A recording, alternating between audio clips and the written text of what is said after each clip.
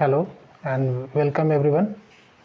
मैं हूं प्रमोद सिंह और आप सभी का मैं स्वागत करता हूं अपने यूट्यूब चैनल में ई स्टडी में। जैसा कि पिछले वीडियो में मैंने आप लोगों को झारखंड के ज़िले के परिचय के रूप में सभी ज़िलों का लोकेशन एवं साथ में साहेबगंज का कुछ जो इम्पोर्टेंट फैक्ट था उसको आप लोगों को बताया। आज उससे आगे बताएंगे, यानी कि ये दूसरा वीडियो होगा। और जैसा कि आप लोग यदि पिछले वीडियो देखे हैं और जो नहीं देखे हैं उनके लिए मैं लिंक इस वीडियो के अंत में दे दूंगा, डिस्क्रिप्शन में रहेगा, आप उसमें जा कर के आप फिर भी ये वीडियो पिछला वीडियो मेरा देख सकते हैं। चलिए तो शुरू करते हैं इसके आगे का। तो पिछले वीडियो में मैंने जो लास्ट छोड़ा था वो साहेबगंज का था। साहेबगंज में आप लोगों को 5 फैक्ट बताए थे, एक फैक्ट छूटा हुआ था। उस फैक्ट को आपको बता रहे हैं कि साहेबगंज में एक पुल बनाया जा रहा है जिस पुल का नाम है साहेबगंज मनिहारी पुल। साहेबगंज मनिहारी पुल, इसको इसलिए याद रखेंगे क्योंकि क्वेश्चन पूछ सकता है कि साहेबगंज मनिहारी पुल को किस पुल के मॉडल के रूप में या किस पुल के प्रतिकृति के रूप में या किस पुल के तर्ज पर बनाया जा रहा है। ठीक है, तो इसके लिए याद रखिएगा ये किस पुल के तर्ज पर बनाया जा रहा है। तो ये है कोलकाता का विद्यासागर पुल। ठीक है, इसको याद रखेंगे कि कोलकाता का विद्यासागर पुल के तर्ज पर साहेबगंज में साहेबगंज मनिहारी पुल बनाया जा रहा है। ये एक कॉरिडोर के रूप में विकसित किया जा रहा है जहाँ से ट्रांसपोर्टेशन के कार्य किए जाएंगे, क्योंकि ये बिहार और झारखंड को एक दूसरे राज्यों को जोड़ेगा। बीच में गंगा नदी पर ये पुल बनाया जा रहा है। ठीक है, ये 2017 में नरेंद्र मोदी के द्वारा यहाँ शिलान्यास किया गया था। अभी भी इस पर काम चल रहा है, अभी ये पूरा पुल कंप्लीट नहीं हुआ है। आगे साहेबगंज के बाद जो डिस्कस करेंगे वो डिस्कस करेंगे गोड्डा के बारे में। ठीक है, तो गोड्डा डिस्ट्रिक्ट में क्या क्या फैक्ट है वो याद रखना है। गोड्डा डिस्ट्रिक्ट में आप 3 फैक्ट याद रखेंगे। क्या क्या याद रखेंगे? इसमें याद रखेंगे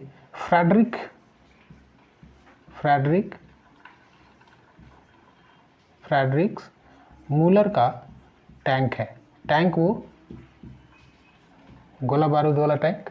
ठीक है, फ्रेडरिक मूलर का टैंक यहाँ रखा है। दूसरा, माँ योगिनी शक्तिपीठ है। अब ये इसलिए याद रखना है शक्तिपीठ है क्योंकि ये शक्तिपीठ आसाम के कामाख्या मंदिर का प्रतिरूप माना जाता है। ठीक है, क्वेश्चन आपसे पूछा जा सकता है कि झारखंड का कौन सा शक्तिपीठ है जो आसाम के कामाख्या मंदिर का प्रतिरूप माना जाता है। तो आंसर होगा गोड्डा का माँ योगिनी शक्तिपीठ। ठीक है, ये 2 चीज़ आप याद रखेंगे। ठीक है, इसके बाद तीसरा में है आपका पाकुड़।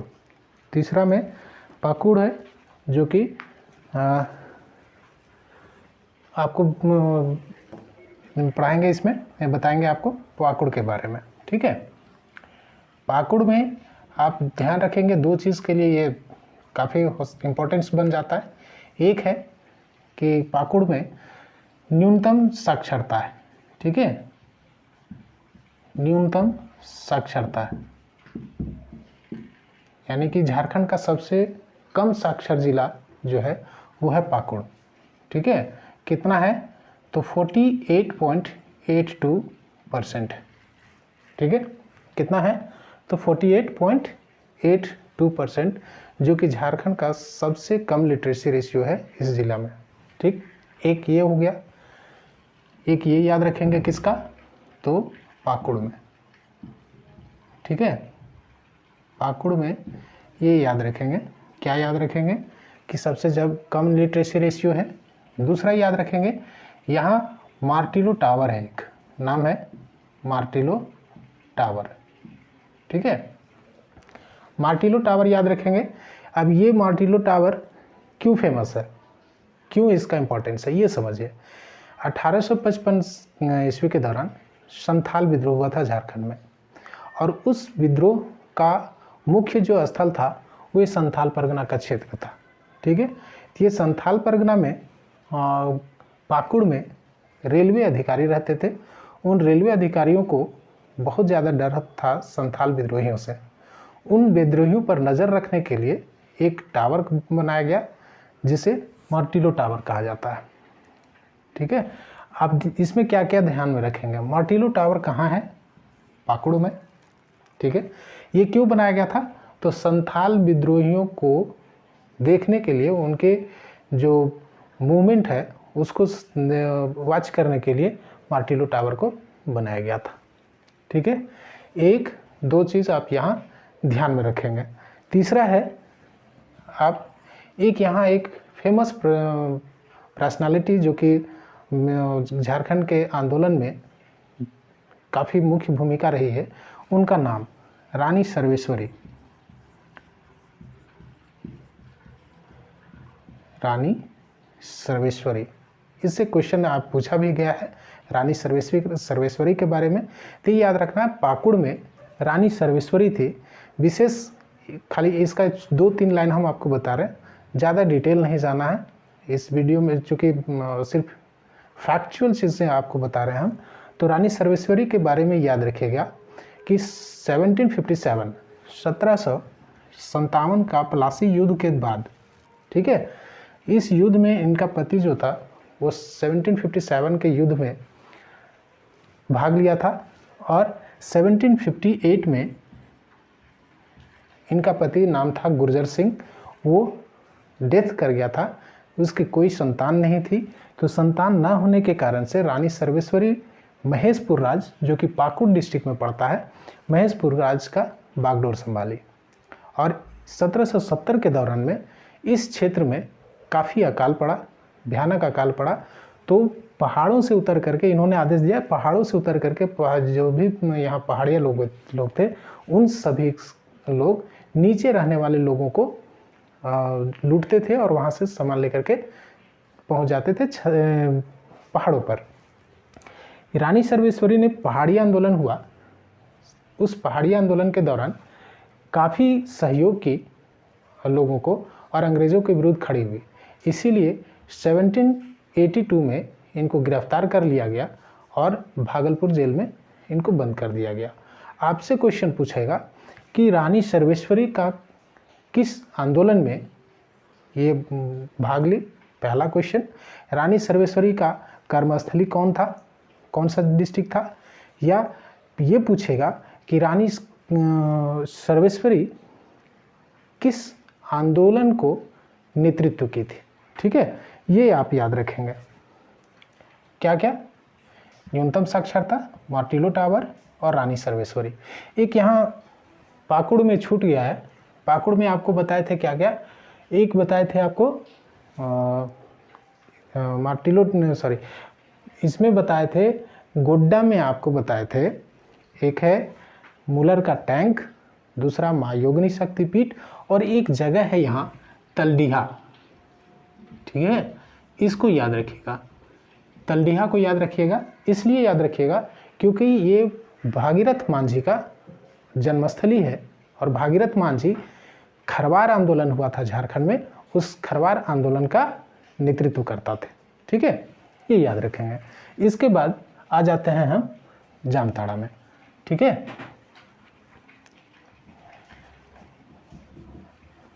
इसके बाद का जो डिस्ट्रिक्ट है वो आपको जामताड़ा बता रहे हैं। जामताड़ा में 2-3 चीज़ें आपको याद रखना है, इसमें भी 2 या 3 फैक्ट आपको याद रखना है। पहला फैक्ट क्या है, जामताड़ा को सांपों का घर कहते हैं। ठीक है, जामताड़ा को सांपों का घर कहते हैं, सांपों का घर। ठीक है, एक ये फैक्ट याद रखना है जामताड़ा को। और दूसरा फैक्ट ये याद रखना है कि यहाँ लोधना डैम और दूसरा मैथन डैम है। ठीक है, अब मैथन डैम का जो विस्तार है वो धनबाद और जामताड़ा दोनों डिस्ट्रिक्ट में है, आधा धनबाद डिस्ट्रिक्ट में है और आधा जामताड़ा डिस्ट्रिक्ट में है। सांपों का घर कहा जाता है। और सांपों का घर में जैसे जामताड़ा को आप यदि संथाल भाषा के शब्द से बनाए, 2 शब्द से, जाम और ताड़ा से, ठीक है। जामा का मतलब होता है सांप और ताड़ा का मतलब होता है आवास। तो जामताड़ा जो नाम है उसी नाम से इसका अर्थ निकल जाता है, इसीलिए इसको सांपों का आवास या सांपों का घर कहा जाता है। क्वेश्चन आपसे पूछेगा कि झारखंड का कौन सा जिला को सांपों का घर या सांपों का आवास कहा जाता है, आंसर होगा जामताड़ा, ठीक है। जामताड़ा से इतना ही, कोई हिस्टोरिकल वैसा प्लेस नहीं है जिसके बारे में आपको स्पेशली बताया जाए, क्योंकि सभी संथाल परगना के क्षेत्र थे और अभी वहाँ जन समुदाय बसा हुआ है, नहीं तो ट्राइबल ग्रुप बहुत कम संख्या में वहाँ रहते थे। इस क्षेत्र में बहुत ज़्यादा घना बसा हुआ था उस दौरान में, तो बहुत कम क्षेत्र है यहाँ दुमका में। इसके बाद आपको हम बता रहे हैं जामताड़ा हो गया, उसके बाद आपको बता रहे हैं क्या, दुमका के बारे में, ठीक है। दुमका के बारे में सबसे पहले इसको याद रखिए कि ये उपराजधानी है, झारखंड की उपराजधानी है, ठीक है, झारखंड की उपराजधानी।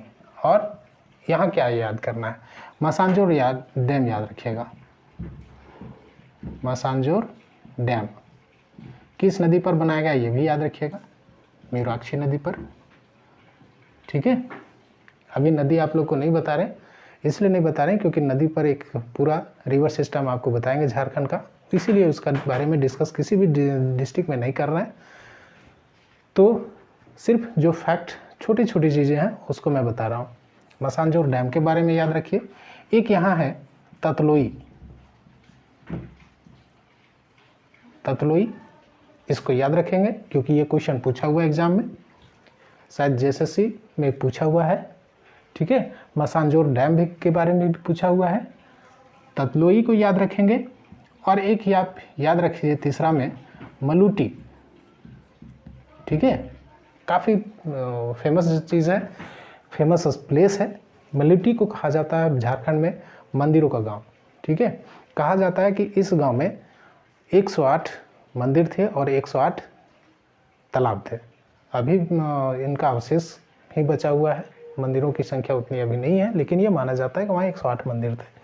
मलूटी को आप याद रखिएगा मंदिरों का गांव। क्वेश्चन आपसे पूछेगा झारखंड के किस स्थान को मंदिरों का गांव कहा जाता है, ठीक है। तो मलूटी को, मलूटी कहाँ पड़ता है, दुमका में। ये 3 फैक्ट आप यहाँ याद रखिएगा, मासांजोर डैम, ततलोई और मलूटी, ठीक है। नेक्स्ट इसके बाद है झारखंड के संथाल परगना का लास्ट जो जिला है वो है देवघर, छठा जिला देवघर, देवनगरी, बाबा भोलेनाथ का शहर या बाबा भोलेनाथ का घर, ये उपनाम से जाना जाता है। इसको ध्यान में रखिएगा, इसको चीता भूमि भी याद कहा जाता है, बहुत आदमी इसको नहीं जानते हैं, इसको चीता भूमि भी कहा जाता है। और ऐसा धार्मिक ग्रंथों में, शिव पुराण में ये लिखा हुआ है कि बैजनाथ धाम जो है वो स्मशान घाट में बसा हुआ है। बाकी वहाँ कुछ वैसा नहीं मिला है, लेकिन पुराणों में ऐसा वर्णन है। देवघर को चीता भूमि कहा जाता है। अब देवघर में क्या याद करना है आपको, देवघर में याद करना है आपको त्रिकुट पहाड़ी को, त्रिकुट पहाड़ी याद रखिएगा, ठीक है। अब त्रिकुट पहाड़ी को इसलिए हम याद करेंगे कि देखिए हम जो भी चीज़ आपको यहाँ बता रहे हैं, जो भी फैक्ट आपको बता रहे हैं, वो इसलिए बता रहे हैं कि उससे कुछ न कुछ इम्पोर्टेंट चीज़ जुड़ा हुआ है। अब ऐसे तो लिखने के लिए बहुत सारा चीज़ है, लेकिन हम वही चीज़ आपको बता रहे हैं जो फेमस है या जो इम्पोर्टेंट है एग्ज़ाम के नज़रिए से, ठीक है। तो त्रिकुट पहाड़ी क्यों फेमस, क्यों इम्पोर्टेंट हो जाता है, क्योंकि यहाँ मयूराक्षी नदी का उद्गम स्थल है त्रिकुट पहाड़ी, ठीक है। और याद करना चाहें तो आप याद कर सकते हैं नंदन पहाड़ को, नंदन पहाड़ याद कर सकते हैं, ठीक है। आप याद कर सकते हैं नौलखा मंदिर है, यहाँ नौलखा मंदिर है, ठीक है। और याद कर सकते हैं एक इम्पॉर्टेंट है, ये इम्पॉर्टेंट है, आप याद रखिए देवीपुर को, ठीक है। अभी कोई भी एग्ज़ाम होगा तो ये हॉट क्वेश्चन होगा देवीपुर। ये इसलिए इम्पोर्टेंट है क्योंकि यहाँ एम्स की स्थापना की जा रही है। ठीक है, एम्स की स्थापना की जा रही है। ठीक है, ये ध्यान में रखेंगे। देवघर में इतना सारा चीज़। ठीक है, ये संथाल परगना आपका इसके कंप्लीट हो गया। अब संथाल परगना में जैसा कि पिछले वीडियो जब मैंने अपलोड किया था तो उसमें किसी भी डिस्ट्रिक्ट के स्थापना दिवस के बारे में मैंने नहीं बताया था। तो कुछ लोगों ने पर्सनली फ़ोन करके बताया कि सर आप इसमें स्थापना दिवस को भी ऐड करें। तो मैं आज संथाल परगना के जितने भी 6 डिस्ट्रिक्ट हैं वो सभी 6 डिस्ट्रिक्ट को मैं आपको बता रहा हूँ कि उसका क्या कहते हैं, उसका स्थापना दिवस क्या है। ठीक है, तो दुमका सबसे पहले लेते हैं दुमका। ठीक है, 4 ईयर आप याद रखिएगा। दुमका 1855। ठीक है, उसके बाद याद रखिए 1983, उसके बाद याद रखिए 1994 और उसके बाद याद रखिए 2001। ठीक है, ऑन कर दो उसको। 1983 और 1994 और 2001। ठीक है, दुमका में 1855 में इसका स्थापना किया गया और 1983 में आप याद रखिए क्या क्या। देखिए, हम जो याद रखे हैं वो तरीका आपको बता रहे हैं। ऐसा नहीं है कि आपको पढ़ा, जब मैं ये वीडियो बना रहा हूँ तो आपके लिए कोई अलग तरीका, और मैं जो याद करता हूँ या मैंने जो याद किया वो अलग तरीका का है। जो मैंने याद किया वो 1983 में 3 डेट है, 28, 25 और 1। 28 जनवरी, 25 मई और 1 जून। ये है साहेबगंज का और ये है गोड्डा का और ये है आपका देवघर का। ठीक है, अब देखिए 1855 में दुमका की स्थापना हुआ, 28 जनवरी 1983 को साहेबगंज का स्थापना हुआ, 25 मई 1983 को गोड्डा का स्थापना हुआ, 1 जून 1983 को देवघर का स्थापना हुआ। 1994 में 28 जनवरी 1994 को स्थापना हुआ पाकुड़ का। ठीक है, और 2001 में आप याद रखेंगे 26 अप्रैल को स्थापना हुआ जामताड़ा का। ठीक है, अब ये याद रखेंगे। देखिए, ये अब सबका अपना अपना तरीका है। जीएस जब भी आप याद कीजिए तो पढ़ते समय अपना दिमाग ज़रूर ये लगाइए कि हम किस विधि से इसको याद करें, क्योंकि मेरा जो तरीका है हो सकता है कि आपको पसंद ना आए या आपका तरीका डिफरेंट हो मेरे से याद करने का। लेकिन जो तरीका मैं आपको बता रहा हूँ वो तरीका वही है जो मैंने याद किया। ठीक है, तो वो तरीका में ये 1855 याद रखिएगा संथाल परगना में, 1855, 1983, 1994 और 2001। 1855 में दुमका, 1993 में 3 डिस्ट्रिक्ट साहेबगंज, गोड्डा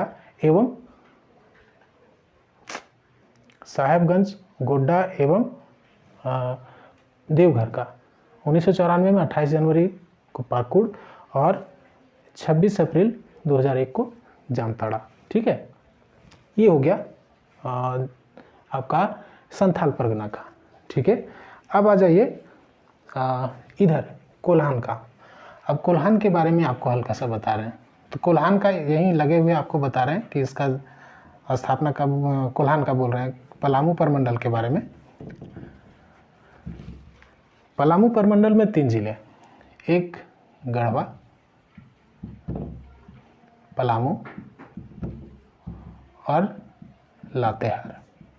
ठीक है, पलामू का स्थापना 1892, इसका गढ़वा का स्थापना 1991, ये 1 अप्रैल है। लातेहार का स्थापना 2001, कब, तो 4 अप्रैल। ठीक है, यह स्थापना है। गढ़वा की स्थापना 1 अप्रैल 1991, पलामू की स्थापना 1892 में और लातेहार की स्थापना 4 अप्रैल 2001 को। ठीक है, अब गढ़वा में क्या है, तो गढ़वा में आपको बता रहे हैं गढ़वा कहाँ है, ये मैप में यदि देखेंगे तो गढ़वा ये है, ठीक है। गढ़वा कहाँ, कौन सा प्लेस में है झारखंड का मैप में, तो इधर, इधर कौन डायरेक्शन हुआ, पश्चिम उत्तर, यानी कि उत्तर पश्चिमी क्षेत्र, ठीक है। इसको बोलेंगे क्या, उत्तर पश्चिमी क्षेत्र। उत्तर पश्चिमी जिला है कौन सा, तो गढ़वा। अब गढ़वा में क्या क्या, स्थापना दिवस आपको बताए, स्थापना दिवस याद रखिएगा, ठीक है। गढ़वा का जरूरत नहीं है, जितने भी आफ्टर झारखंड का गठन हुआ, झारखंड के गठन के बाद जो भी ज़िले का निर्माण किया गया उस ज़िले का डेट जरूर याद रखेंगे, बाकी और ज़िले का याद रखें या ना रखें, लेकिन झारखंड निर्माण होने के बाद जितने भी राज्यों, जितने भी ज़िले का निर्माण किया गया, जितने भी ज़िले बनाए गए, उन सभी का स्थापना दिवस जरूर याद रखेंगे। तो गढ़वा का स्थापना कब हुआ था, 1 अप्रैल 1991, ठीक है। गढ़वा एकमात्र जिला है जो कि 3 राज्यों से अपना बाउंड्री शेयर करता है, ठीक है। क्वेश्चन आपसे पूछ सकता है, सबसे इंपॉर्टेंट ये है, गढ़वा कौन सा झारखंड का कौन सा जिला है जो 3 राज्यों से अपनी बाउंड्री शेयर करता है, तो गढ़वा, ठीक है। एक पहला इसका स्थापना आप याद रखेंगे। दूसरा यहाँ याद रखना है आपको बंसीधर के बारे में, ठीक है। बंसीधर के बारे में, बंसीधर यहाँ एक मंदिर है यहाँ, और इसी के नाम पर 2017 में नाम रखा गया, नगर उटारी एक क्षेत्र है, नगर उटारी का नाम बदल करके इसका रख दिया गया बंसीधर नगर, ये याद रखेंगे, ठीक है। क्या, नगर उटारी का नाम चेंज करके रख दिया गया बंसीधर नगर, ठीक है, बंसीधर नगर, ठीक। गढ़वा का ये हो गया। और गढ़वा में इसके साथ साथ में कुछ और यदि आप याद रखेंगे तो कुछ वाटरफॉल हैं, जैसे सतबहिनी है, गुरसिंधु है, ये वाटरफॉल आपको याद रखना। लेकिन ये सारी वाटरफॉल को हम फिर से एक बार झारखंड के वाटरफॉल में आपको बताएंगे, जब रिवर सिस्टम बताएंगे तो उसमें इसको बताएंगे, इसीलिए यहाँ हम 2 चीज़ आपको याद रखने बोल रहे हैं। नगर उटारी का जो नाम चेंज कर दिया गया उसको याद रखना है, और साथ में याद रखना है कौन सा, तो इसका स्थापना, ठीक है। इसके बाद आ जाइए पलामू, ठीक है। पलामू का स्थापना 1892। अब यहाँ इम्पोर्टेंस क्या है, इम्पोर्टेंट 3 फैक्ट क्या है, 3 किला है यहाँ, 3 किला है। तो उसमें से पहला जो किला है शाहपुर चांदनी किला, ठीक है, शाहपुर चांदनी किला, इसका निर्माण किया था गोपाल राय। आपसे क्वेश्चन पूछा जा सकता है, ठीक है, ऐतिहासिक स्थल है। तो शाहपुर चांदनी किला का निर्माण किसने कराया था, तो शाहपुर चांदनी किला का निर्माण चेरवंशी शासक गोपाल राय ने करवाया था, ठीक है। दूसरा याद रखेंगे, इसमें क्या याद रखेंगे, रोहिला का किला, रोहिला किला, ठीक है, रोहिला का किला। इस किला का निर्माण रोहिला सरदार, रोहिला एक समूह था, ग्रुप का नाम था, ट्राइबल ग्रुप कह सकते हैं इसको। ट्राइबल रोहिला ग्रुप, जो कि ट्राइबल ग्रुप क्या कहेंगे, ये बाहरी आक्रांताओं का ग्रुप था जो झारखंड में आक्रमण किए थे। रोहिला किला, ये रोहिला सरदार मुजफ्फर खान ने करवाया था इसका निर्माण, ठीक है। कौन करवाया था, तो रोहिला सरदार मुजफ्फर खान है। रोहिला का किला है रोहिला सरदार, ठीक है, का नाम है मुजफ्फर खान। तीसरा जो याद करना है वो याद करना है चैनपुर का किला, ठीक है, चैनपुर का किला, इसका निर्माण कराया था चेर शासक का दीवान पूरनमल। अब कौन चेर शासक था, ये किताब में जल्दी नहीं लिखा हुआ है, जो भी हम किताब देखे हैं उस किताब में नाम नहीं लिखा हुआ है, सिर्फ लिखा है राजपूत शासक, चेर वंशी राजपूत शासक के दीवान पूरनमल ने करवाया था। तो उतना याद नहीं रहे, उतना मतलब नहीं है। चैनपुर का किला का निर्माण किसने कराया था, तो चेरवंशी शासक का दीवान पूरनमल ने, ठीक है। ये 3 फैक्ट आप याद रखेंगे, कहाँ से, तो पलामू से, ठीक है, पलामू से ये 3 फैक्ट याद रखेंगे। अब एक है लास्ट इसका आपका इस परमंडल में, पलामू परमंडल में, वो है लातेहार। और लातेहार में बहुत सारे फैक्ट हैं, तो उसमें से दो तीन फैक्ट हम चूज़ किए हैं, उसको आपको बता रहे हैं। झारखंड का सबसे ठंडा स्थल, पहले स्थापना दिवस आपको बता रहे हैं। स्थापना दिवस इसका 4 अप्रैल 2001, ठीक है। सबसे ठंडा स्थल है झारखंड का, सबसे ठंडा प्रदेश या क्षेत्र, क्षेत्र कह सकते हैं, प्रदेश नहीं। दूसरा याद रखेंगे, यहाँ मैग्नेलिया पॉइंट है एक नेतरहाट में, पॉइंट, इसको याद रखेंगे इसलिए क्योंकि मैग्नेलिया पॉइंट में सूर्यास्त और सूर्योदय का नज़ारा बहुत वहीं मनमोहक होता है और बहुत दूर दूर से लोग यहाँ देखने के लिए, इस नज़ारे को देखने के लिए आते हैं। मैग्नेलिया पॉइंट को याद रखेंगे। तीसरा, नेतरहाट को पहाड़ियों की मलिका, पहाड़ियों की मलिका या छोटा नागपुर की रानी भी कहते हैं, ठीक है, ये आप याद रखेंगे। छोटा नागपुर की रानी भी कहते हैं किसको, नेतरहाट को, ठीक है। इतना आप याद रखेंगे किसमें, तो ये पलामू, झारखंड, पलामू, गढ़वा और लातेहार में, ये 3 चीज़ें आप याद रखेंगे। नेक्स्ट अगले वीडियो में मैं आपको कोल्हान प्रमंडल और देखते हैं कि सब यदि कंप्लीट हो पाता है तो वो कंप्लीट करेंगे, उसके बारे में आगे पढ़ेंगे। एक चीज़ मैं आप लोगों को यहाँ कहना चाहूँगा कि आप जब भी इसको पढ़ें तो देखते जाएं और नोट्स बनावें, और नोट्स में हमेशा ध्यान में रखें कि वाइट पेपर में नोट्स बनावें या रूलिंग में पेपर में बनावें, तो हमेशा 2 साइड में, ये पेपर है ऐसे, तो यहाँ का इधर भाग छोड़ दें और यहाँ का इधर भाग छोड़ दें, और उसके बाद इधर से पॉइंट आप ले बनाते जाएं, ठीक है। ऐसा इसलिए क्योंकि बाद में यदि कुछ पॉइंट आपको कहीं कोई किताब में देखते हैं या कोई नोट्स में मिल जाता है, तो आपका प्लेस, आपका यहाँ प्लेस बचा हुआ और यहाँ प्लेस बचा हुआ, तो आप इस जगह पर उसको ऐड कर सकते हैं, नहीं तो फिर से आपको एक नया नोट्स बनाना पड़ेगा। तो आप नोट्स भी बनाते जाएं, और जहाँ लगे कि हमको नहीं समझ में आया तो आप कमेंट्स कर सकते हैं, ठीक है। तो आप आगे के वीडियो फिर देखते हैं कि 1 या 2 दिन में आपको फिर से एक तीसरा वीडियो इसका मिलेगा।